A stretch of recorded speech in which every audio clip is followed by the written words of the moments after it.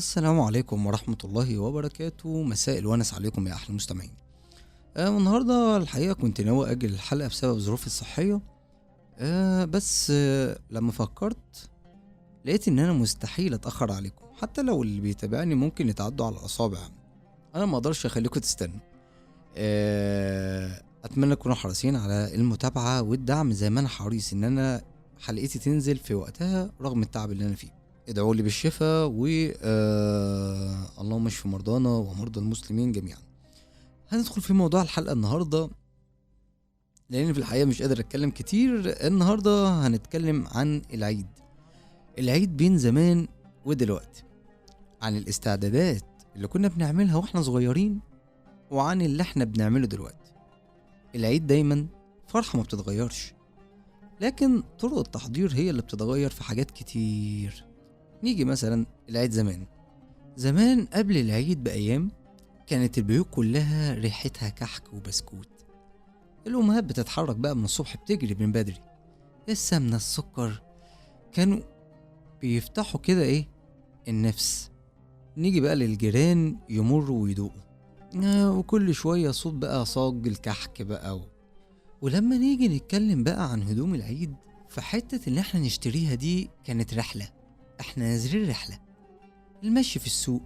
وكانت في جملة مشهورة جدا للأم: هات حاجة كبيرة تكبر معاك شوية وتكمل. ليلة العيد كانت كلها سهر وفرحة. الأطفال مش عاوزين يناموا، والحلويات حواليهم في كل مكان.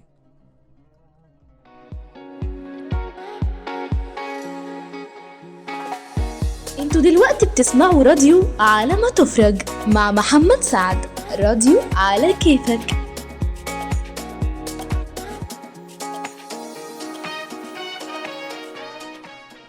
إنما العيد دلوقتي التكنولوجيا دخلت كل حاجة.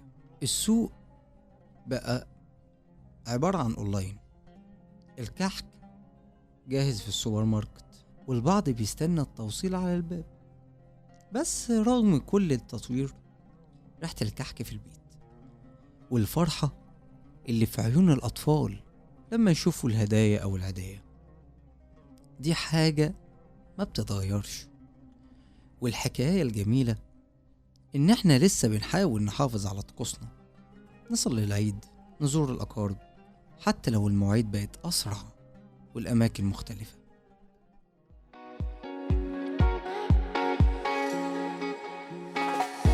انتوا دلوقتي بتسمعوا راديو على ما تفرج مع محمد سعد. راديو على كيفك.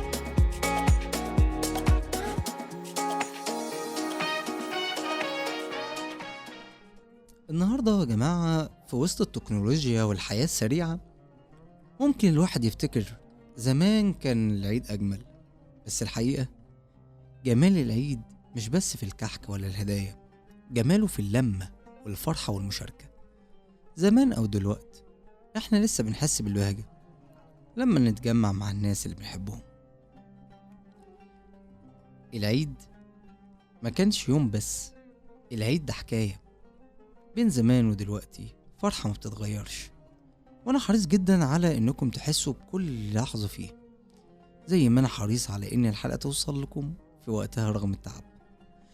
نيجي لسؤال حلقتنا النهاردة، وهو ايه اكتر حاجة بتحبوها او بتحبوا تعملوها في العيد؟ الاستعدادات القديمة اللي فاكرينها ولا الطرق الجديدة اللي بنعملها دلوقتي؟ اكتبوا لنا في التعليقات حكايتكم، خلونا نعيش العيد مع بعض. وكده بتكون وصلنا لنهاية حلقتنا. استنونا ان شاء الله الحلقة الجاية ونقول لكم باي.